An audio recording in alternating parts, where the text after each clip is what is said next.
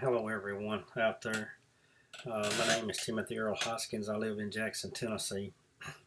And I wanted to put up this video before everybody goes to vote on the election for the next president next week. And I've entitled this video, The Second American Revolution. This country was founded because patriots and Americans that wanted to be free and be able to make their own decisions and their own choices, and to have the liberties and the rights that God Himself has given them, threw off the shackles of a king in King George and the greatest empire in the world at that time, Great Britain. The king forced laws, forced the colonists to do what he wanted them to do, whether it was right or whether didn't make any difference. If he wanted to tax them, he taxed them. If he wanted to force them to house soldiers, British soldiers, he just took their houses and threw them out and put his soldiers in those houses. The people of the colonists that formed this great country of the United States of America rose up and stood against the greatest empire in the world, threw them off, and became a new nation, and the greatest nation that the world has probably ever seen. And I'm calling for people, when you go out to vote, take this as the Second American Revolution. Just as the British Empire didn't want the colonists to have freedoms and rights and liberties, neither does the progressive, democratic, communist left-wing party led by Hillary Clinton want you to have those. They tell you, they talk a good game, but you just look at what's happened. In her issues with her email,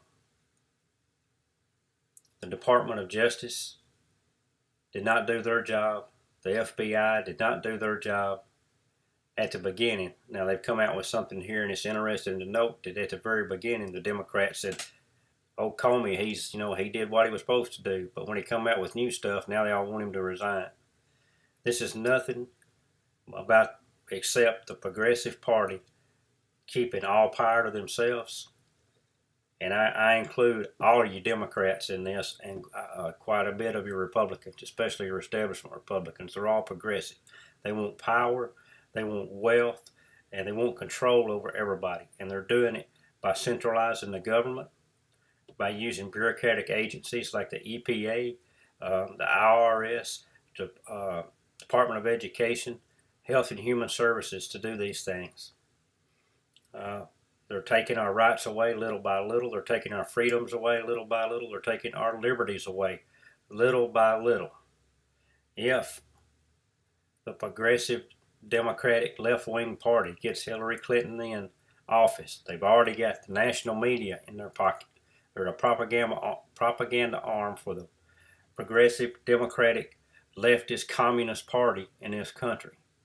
And not only that, but the Department of Justice will not conduct investigations in the criminal activity of the Progressive Party. The FBI, until all the agents started resigning or threatening to resign, would not bring charges against Hillary Clinton because she is the leader of the progressive left-wing Communist Party in this country. They want to control every aspect of your life. If you buy land and want to build a house, they want to tell you whether or not you can build a house there. They want to tell you if the EPA says you might threaten an endangered earthworm or something, they won't let you build there even though you bought the land. And they're using these agencies to take your freedoms, your rights, and your liberties. That's exactly what's going to happen. Not only have they already got the media, they've already got the Department of Justice and the FBI, and if they get all of the judges in the court system, then there'll never be any voice of dissent against them. There'll never be anybody rising up because they'll be shot down in the courts. They'll be thrown in jail. They'll be made to look foolish. They'll be just completely destroyed by the national media and the propaganda arm, which is the propaganda arm of the communist, progressive, left-wing Democratic Party in the United States. Just watch it. They don't mention any negativity about Hillary Clinton. They don't even talk about it. They've continually harped on Donald Trump about he hates women and hates illegals and hates everybody, and the people that support him hate everybody too.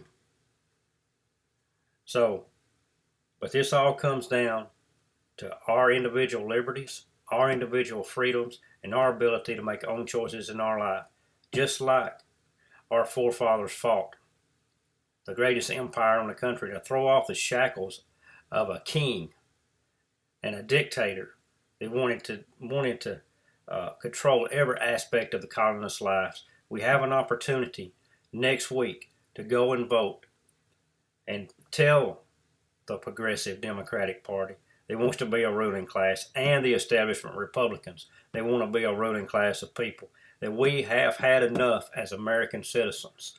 We want to take the power back, put it in our hands. We want to take that back. We are the power, and we need to take it back. And we do this by voting for Trump and blowing up the system. If we don't like Donald Trump in 4 years, we can throw his rear end out.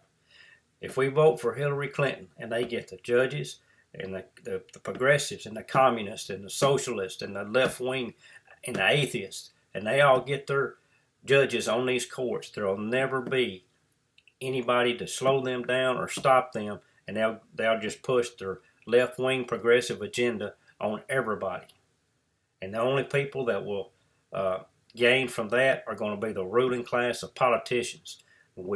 If you care about your freedoms and your liberties and your country, vote for Donald Trump, because he'll blow the system up. He'll stop the left-wing Progressive Democratic Party, and he will put an end to the establishment Republicans, which is what we need.